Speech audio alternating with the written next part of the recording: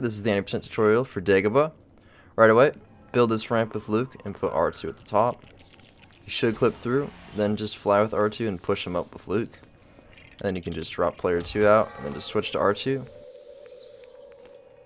Then coming up here, we're just going to fly across the lake with R2. And we can skip pretty much this entire room by just coming up behind this panel, and then we can just fly right over these plants here. Hit this transition, and then just switch to Luke and start building this button. And immediately switch to R2 and come over here and hit this next button. Hit that button with R2 and then come over here and fly it to this one. And as soon as we hit that one, land on the bridge with R2 and switch to Luke. And then just come over here. An alternative way to do the beginning, add some 1P2C. That does save a little bit of time.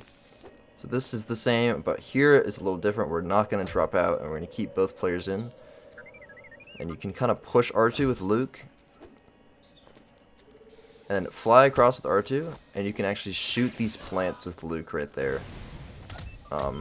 By kind of jumping out, and then up left and shooting. And then you don't have to do the fly around, which saves a little bit. And then you can also 1P2C these buttons here. Which does save a tad bit, because there are certain spots in the lake that Luke can stand on and he won't die in. As long as your head is above the water, you won't die in the lake. So after I get to that one, I can actually just land right there with Luke and he's not going to die. So we can get across sooner. Next we have HUD skip. A key thing about this is that R2 needs to be on the other side with you. Otherwise his AI is not going to go across the other side of the lake. So you need to make sure that R2 is not stuck at the bottom of the lake over by the 5 buttons. So to get on top of the rock, we want to jump, let go of all inputs, and jump again. And right here is the spot we want to stand for HUD skip, kind of on top of that little ledge on the right side of the rock. This is pretty much the best spot.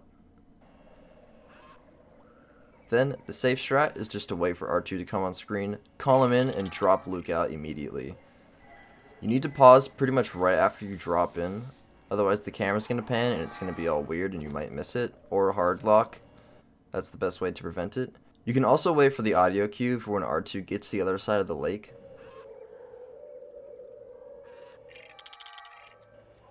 So as you see right there, when I heard him pop up from the lake, I just called in and dropped out, just like last time, just a little bit faster.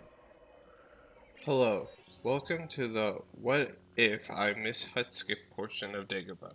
In this scenario, you triggered the cutscene where Luke meets Yoda inside of his hut, and you have to train with Yoda to learn the Force. Luckily, there is a skip, so you do not have to do any of that training.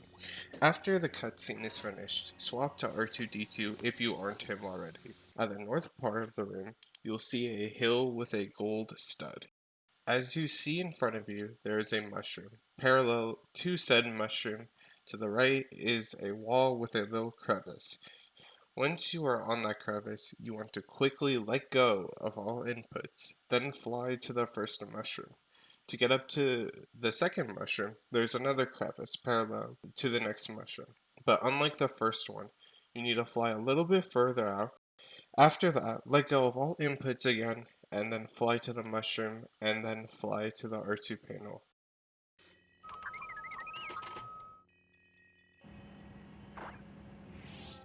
Due to the game thinking you learned the Force, you do not need to do pickle jump, and you can just do a well-spaced double jump with Yoda to skip getting the R2 panel bridge. So for this next spot, you got 2 options. You can fly R2 up here, and then just fly him across to the panel. And as he's using the panel, bring Luke over here. Jump onto the bridge, and then go to the other side. Just shoot the barrier and hit the transition. Another option you have is pickle jump. So drop R2 out, then jump up here, and then do a quick double jump up here. Go to the bottom, jump out, and then kind of angle yourself up a little bit, and then you'll get a jump off the pixel right there. And then just do the same movement. In this room, you need to make sure Luke's on your player too, so if he's already not, switch to him and then switch to Yoda. And we're just going to kind of do some jump spacing here with Yoda. You can pretty much skip all these. So we can take a risky line and go this way. You do have to do some pretty spaced jumps though, so if you are a little nervous about that, you can take this line, which really doesn't lose that much. It's only about like half a second or a second difference. So I would just do this if you're a little bit worried about that. But coming up, we have the Vader fight. So what you're going to want to do is hit this transition, and then as soon as you can, call on Luke, force the box with Luke while Yoda's slashing Vader. Come here, slash with Luke, and then you can get that force off during the cutscene to bring Yoda up at the top. Put Luke on this box here. Force it with Yoda, and then just do a double jump to get up there. And after you slash Vader with Luke, you can prepare a slam with Yoda during the cutscene, which will take a heart off Vader, and it just reduces the slash you have to do.